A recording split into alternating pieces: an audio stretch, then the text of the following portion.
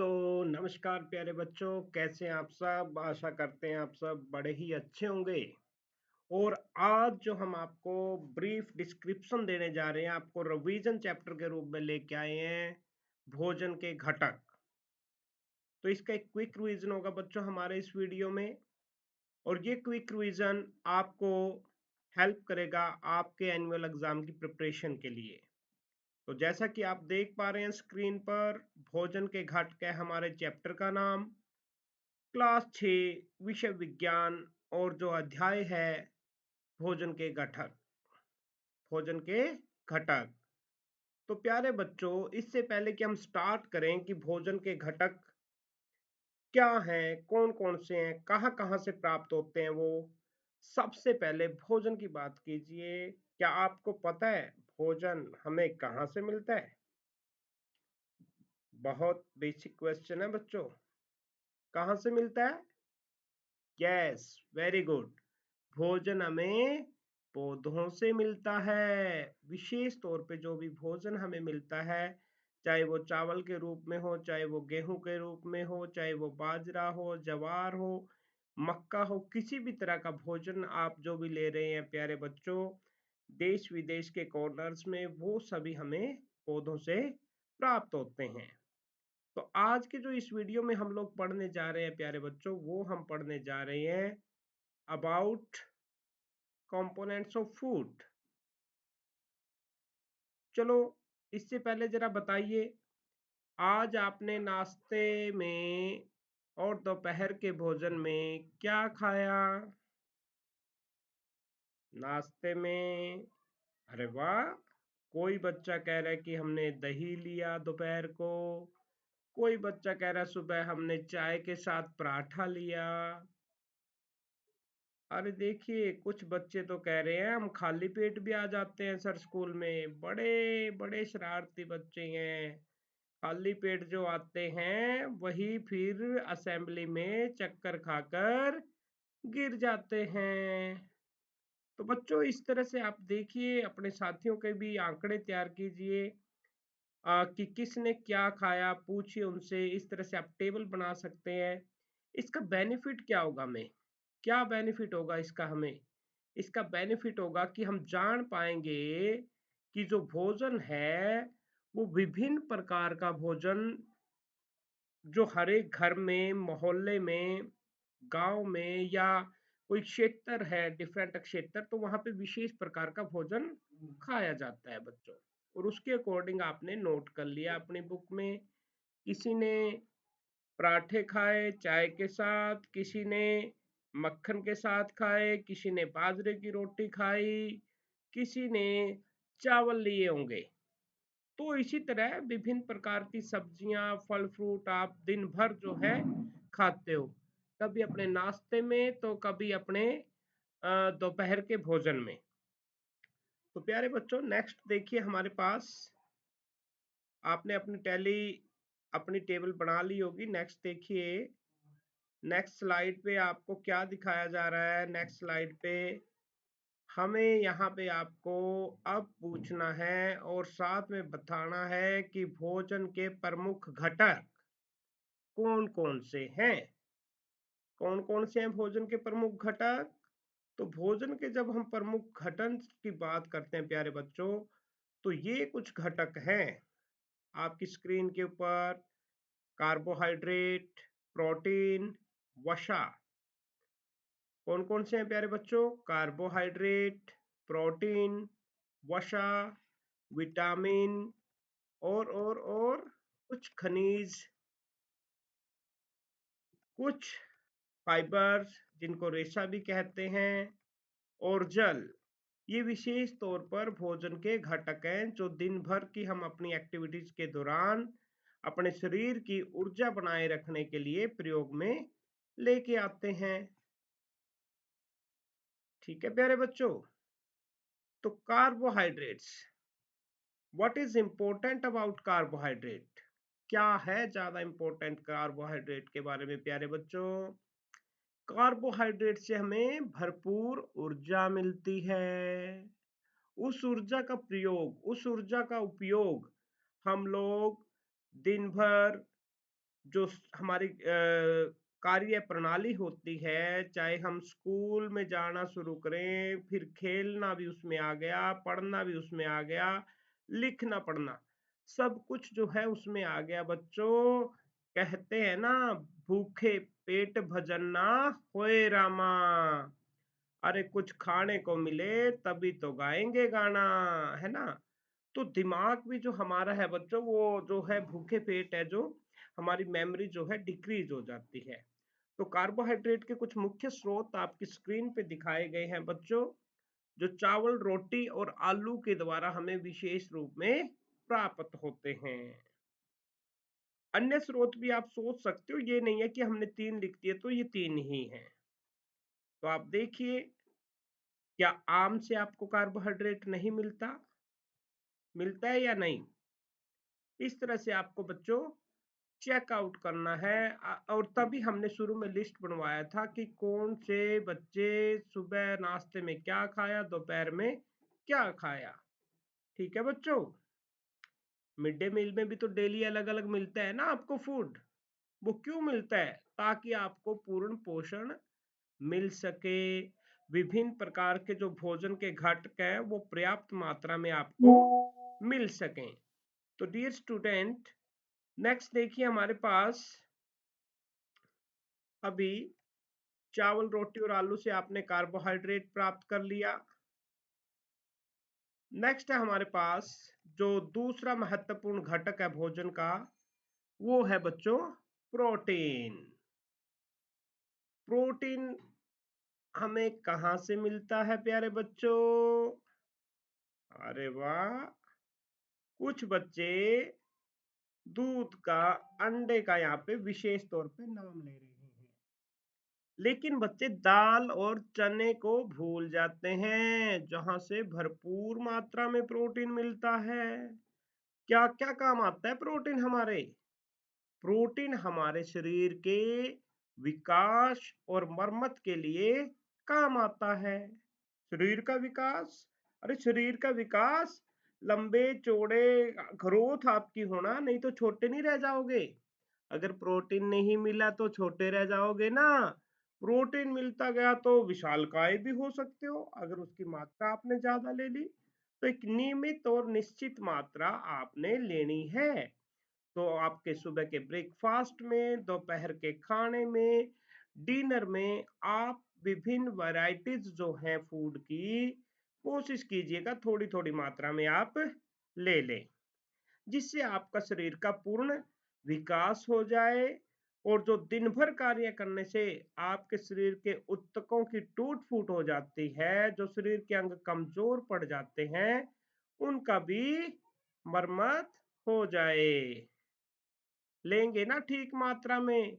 ये दूध जरूर लेना बच्चों। दूध से बहुत सारे बच्चे आजकल हेजिटेट करते हैं।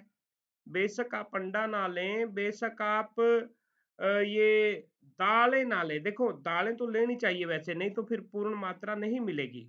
लेकिन दूध का एक गिलास डेली आप जरूर लें। वो अपने आप में एक पूर्ण पोषक तत्व जो है, हमें लगभग सभी पोषक तत्व जो हैं दूध से मिल जाते हैं। आप अपने माता पिता की बातों का पालन करते हुए, आप अपने गुरुजनों की बातों का पालन करते हुए, आप अपने अन्य उन साथियों को देखते हुए जो समय पर प्रचुर मात्रा में, भरपूर मात्रा में प्रोटीन के रूप में दूध का और दालों का सेवन करते हैं। ठीक है बच्चों। तो नेक्स्ट हमारे पास है जो भोजन का मुख्य घटक, वो था प्यारे बच्चों वसा। वसा कहाँ से प्राप्त होता है? क्या याद है आप सभी को वसा कहाँ से प्राप्त होता है? जी सर, याद तो आ रहा है सर। आपने कुछ लैब में टेस्ट भी करवाया था सर हमें, वसा का टेस्ट। अरे टेस्ट तो भाई हमने प्रोटीन का भी करवाया था, कार्बोहाइड्रेट का भी करवाया था। लेकिन लेकिन सर हमें तो वसा का टेस्ट सबसे आसान लगा था। टेस्ट नहीं कह रहा बच्चों, मैं टेस्ट जो आपने किया था, याद है ना? कि खाने की जो वस्तु है, खाद्य जो वस्तु है, उसको जब आप किसी कागज में लपेट लेंगे और फिर उसको खोलेंगे, कागज पे क्या लग जाता है? चिकनाहट लग जाती है। क्या आ जाता है कागज पे? चिकनाहट आ जाती है ना?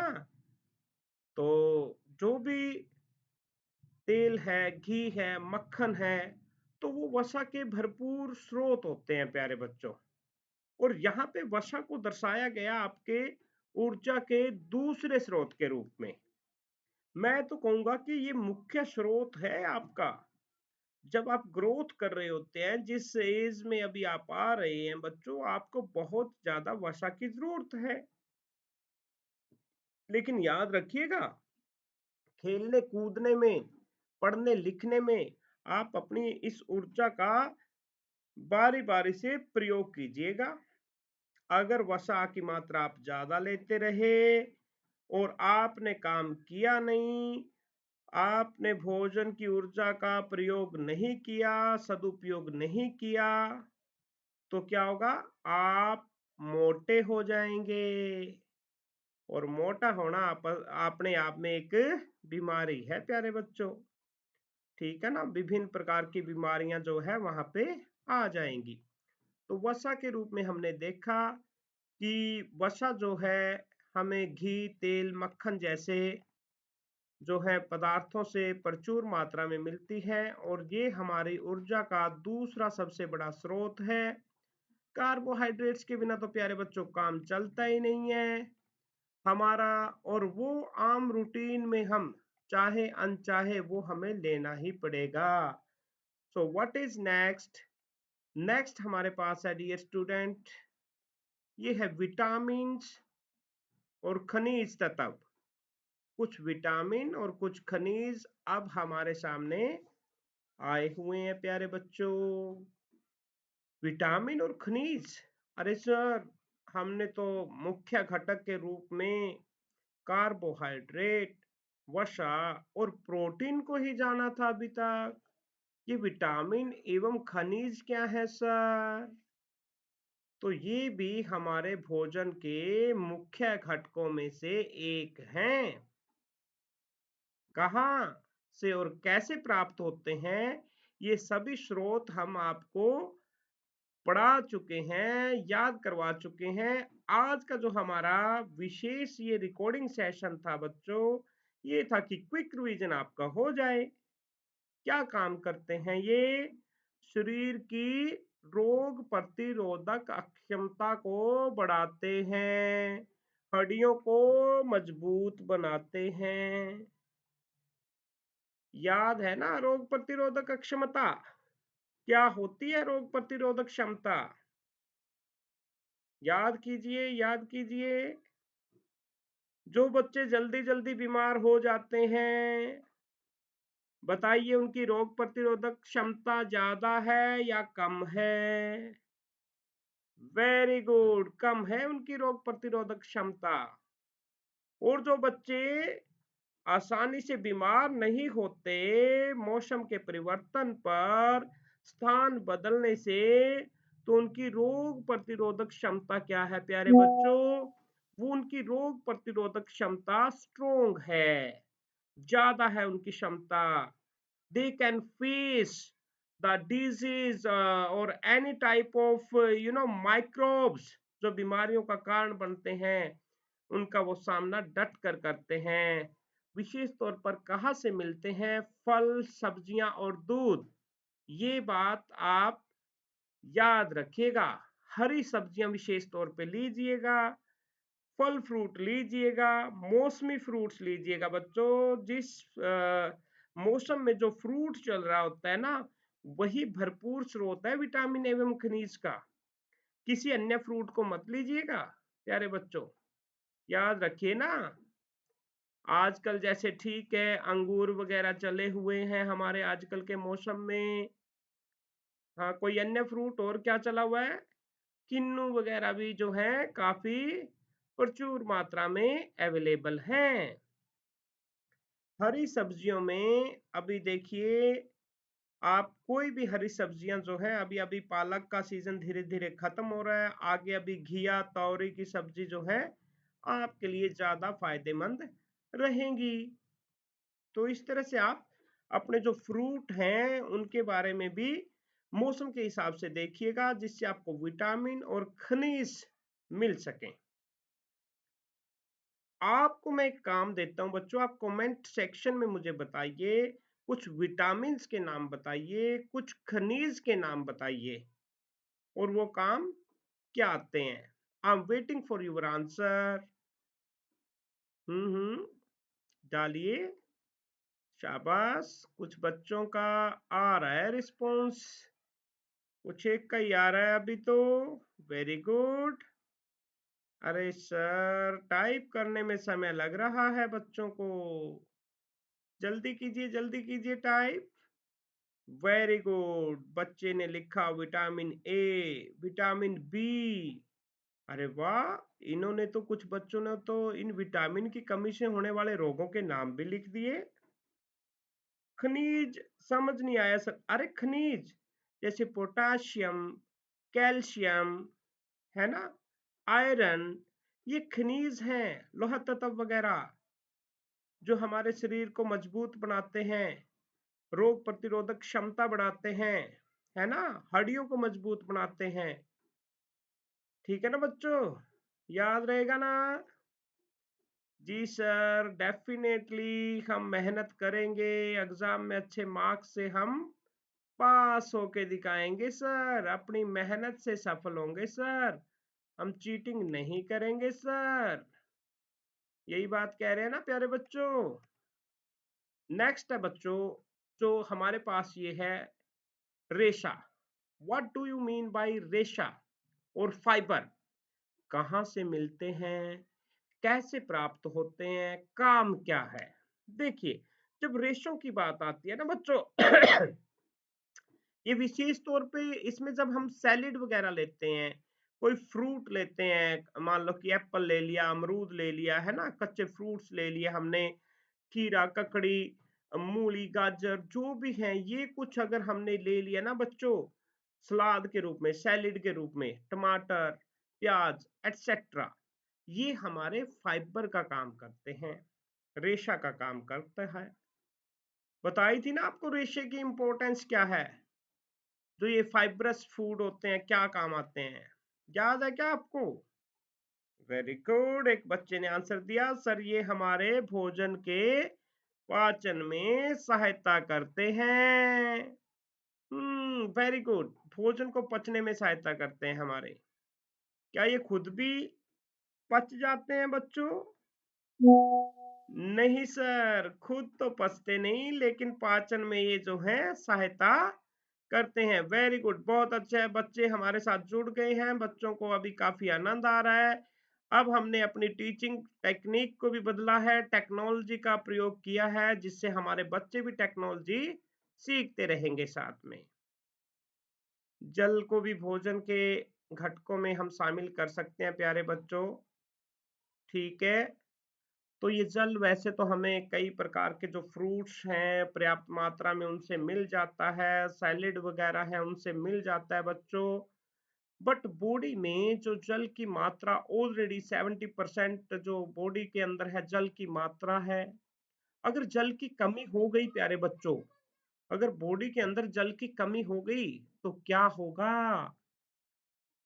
जल की कमी हो गई तो क्या होगा प्यारे बच्चों? सर, जल की कमी अगर हो गई तो शरीर में जो पोषक तत्वों का परिवहन होना था, जो वो एक स्थान से दूसरे स्थान पर जाने थे, वो थोड़ा सा डिफिकल्ट हो जाएगा। और जल तो शरीर से अपशिष्ट पदार्थों को निकालने के लिए भी आवश्यक है ना बच्चों। अपशिष्ट पदार्थ मल मूत्र पसीना आदि के रूप में जो बाहर आते हैं हमारे बॉडी से, है ना, जल के बिना प्यारे बच्चों वो संभव नहीं रहेगा। तो बहुत अच्छा बच्चे कर रहे हैं, थोड़ा सा समय तो लग रहा है बट मजा भी आ रहा होगा आपको सीख कर जानकर, है ना बच्चों?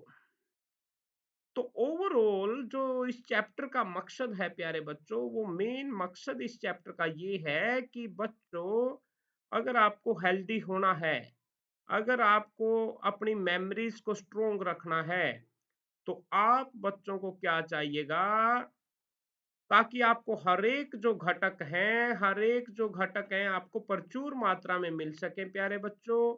तो आपको क्या चाहिएगा डियर स्टूडेंट, आपको चाहिएगा संतुलित आहार। अब क्या है ये संतुलित आहार? संतुलित आहार, बैलेंस्ड डाइट, इसको इंग्लिश में क्या बोलते हैं बच्चों? बैलेंस्ड डाइट बोलते हैं इसको इंग्लिश में। तो क्या क्या आएगा संतुलित आहार में बच्चों? जब भोजन में हमें सभी आवश्यक पोषक तत्व सही मात्रा में मिल जाएं, तो वो हमारा संतुलित आहार कहलाता है। आप देखिए सही मात्रा से क्या मतलब है सर?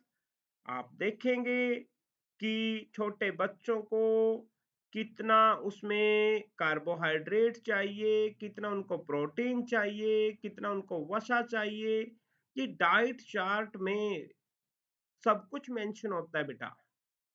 कितनी मात्रा में मजदूर को चाहिए, है ना? मजदूर को हार्ड वर्क ज्यादा करना पड़ता है ना बच्चों। और तो क्या होगा, उनको ज्यादा ऊर्जा चाहिए। और ऊर्जा का मेन स्रोत क्या था? याद है आपको ऊर्जा का मेन स्रोत? यस यस, कार्बोहाइड्रेट था। दूसरा स्रोत क्या था? वसा। वसा के रूप में स्टोर हो जाती है बॉडी के अंदर ऊर्जा। और वसा कहां से मिलती थी? याद कीजिएगा, कमेंट कीजिएगा अभी।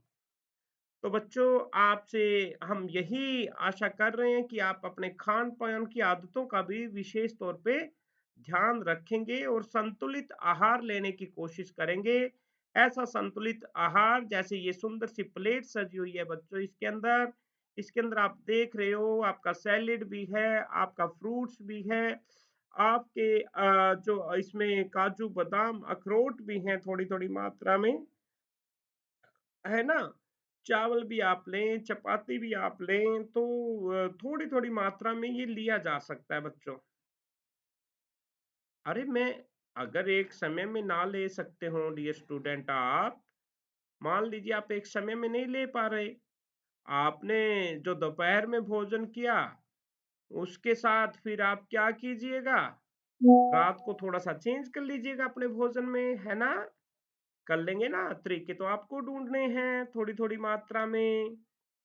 ओके, जैसे खेल के दौरान आप कोई अन्य जो है विटामिन मिनरल्स वगैरह ले सकते हैं प्यारे बच्चों, है ना? नाश्ते में हल्का फुल्का जो भी आप खाना लें, फ्रूट वगैरह लेके आ सकते हैं। सैलेड की मात्रा दोपहर में और शाम वाले भोजन में आप बढ़ा सकते हैं। इस तरह से आप अपने आप को संतुलित आहार की जो है मात्रा दे सकते हैं। Thank you for watching dear student. आशा करते हैं आपको थोड़ा मजा तो आया होगा। Thank you.